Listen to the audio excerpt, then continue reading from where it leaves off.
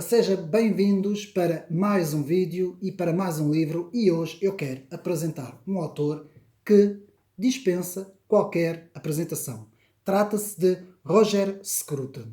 Há muito tempo atrás fiz um vídeo em homenagem quando, portanto, este grande filósofo e escritor faleceu, não é? Fiz uma homenagem a Roger Scruton e hoje quero apresentar aqui uma das suas obras principais.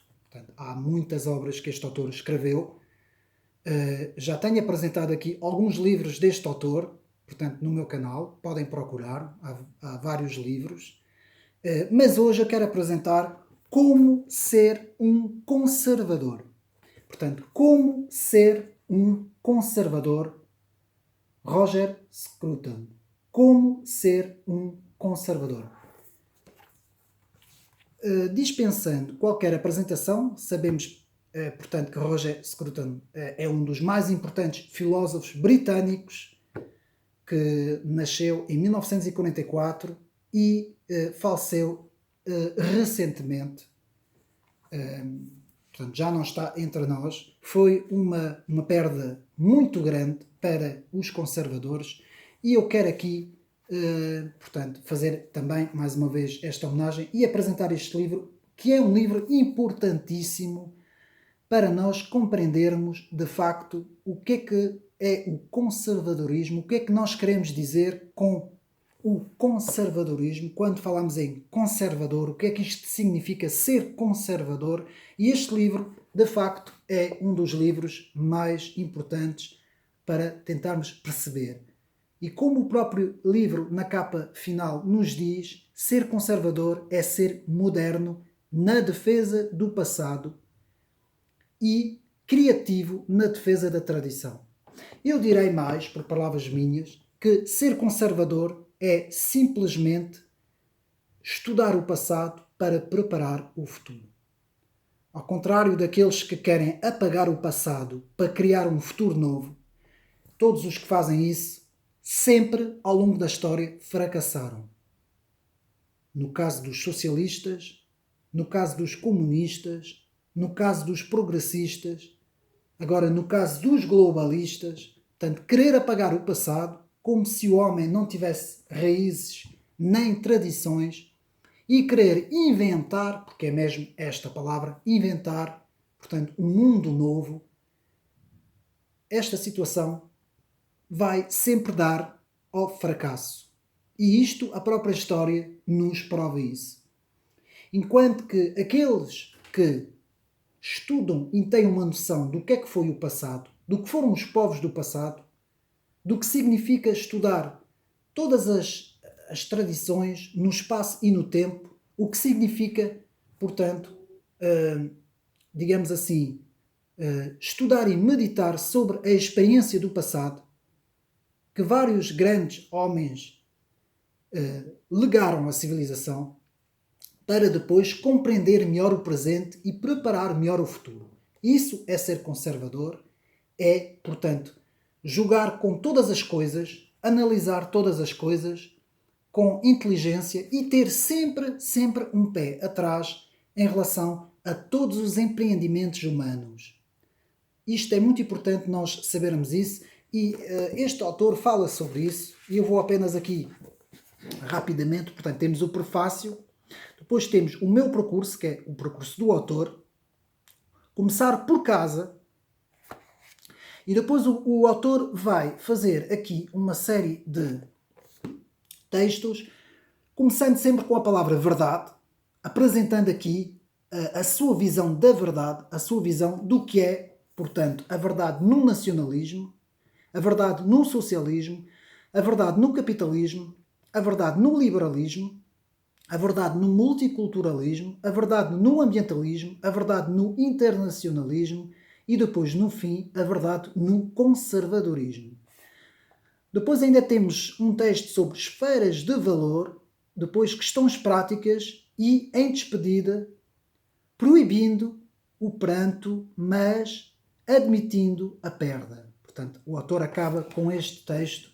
Devo dizer que eu li o livro já várias vezes e Acho que é um autor original, único na sua escrita, que recorre a uma análise com alguns autores, às vezes até autores bastante modernos. Portanto, Roger Scruton escreveu um livro também sobre a esquerda, muito interessante também, em que o autor recorre sempre a fontes de autores bastante atuais. Portanto, é isso, é uma das vantagens deste autor, e também faz uma análise muito inteligente e racional sobre, neste caso, nesta obra, sobre o conservadorismo.